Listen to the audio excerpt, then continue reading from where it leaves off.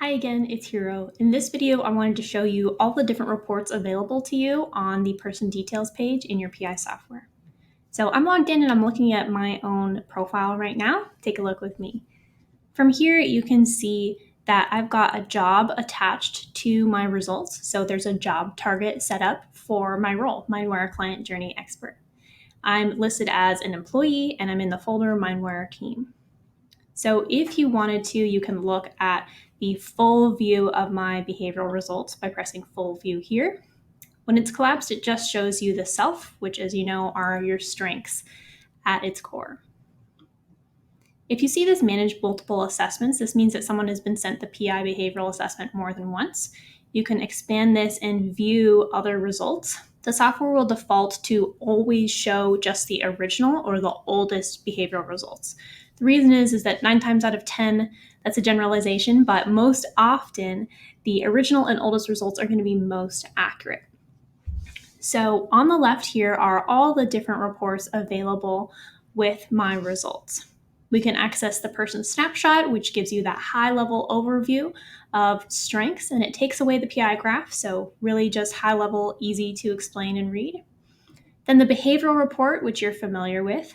You can customize the options here and add in a couple extra paragraphs for nuance if you know that this person is a manager or is an influencer or in sales.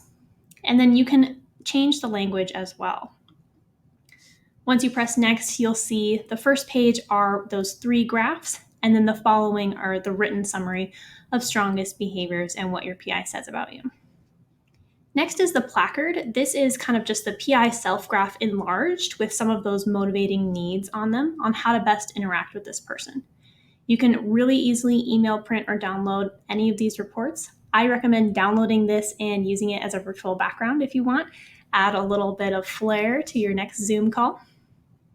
Then next, we're going to get into some coaching and development tools. So first is the personal development chart. This takes a look at the 4 factors, A, B, C, and D, and the strengths and cautions and self-coaching tips of each factor. So for myself, it knows that I am very low A. It's going to give me the strengths, cautions, and self-coaching tips for that behavior. So this is really helpful if someone wants to know what some of their quote-unquote weaknesses are or things that they can work on to improve self-awareness, improve effective communication, and on and on. It covers A, then B, and the second page has C and D. The next report is the manager development chart. It's the same style as the personal development chart, but it's looking at those strengths and cautions from a manager or leadership lens.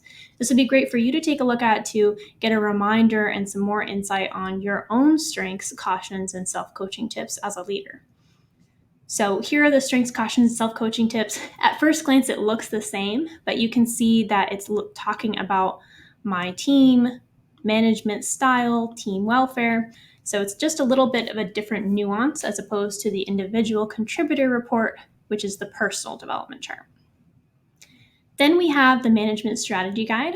We cover that in another video, but as a reminder, this is a tool or activity that tells Hiro's manager, whoever's report we're looking at, how to best manage them and what strategies would work well to better effectively communicate with them and get a more productive employee. Next, we have the coaching guide. If this doesn't populate, this means that the person is not attached to a job or the job target is not finalized yet. So you might need to check with an administrator if there's no coaching guide. But what the coaching guide does is it just gives you a series of coaching questions based on behavioral alignment of the person, which is the blue, and the job, which are the orange ranges. So it knows if the person is aligned with the range or misaligned, as in my case with the C factor right here. I'm not in that range. Doesn't mean they're bad at their job, just means you can ask them questions about how they can better lean into their strengths and fit and adapt to what's required for the role. Again, you can really quickly print or download this at the top right here. Next, we have the relationship guide. This lets you compare 2 people together. Put in my boss right here, Tom. Ooh, that's the wrong one. So once we put in Tom, it will compare our 2 PIs. If you press this slider button for PI Masters, it will compare the 2 together. And then you can get an overview of our relationship strengths, cautions, and relationship tips on how we can better communicate together and work together more productively. This is great for people either working peer-to-peer, or you could do this with directs. Lots of options available. Send it to your spouse. Very entertaining.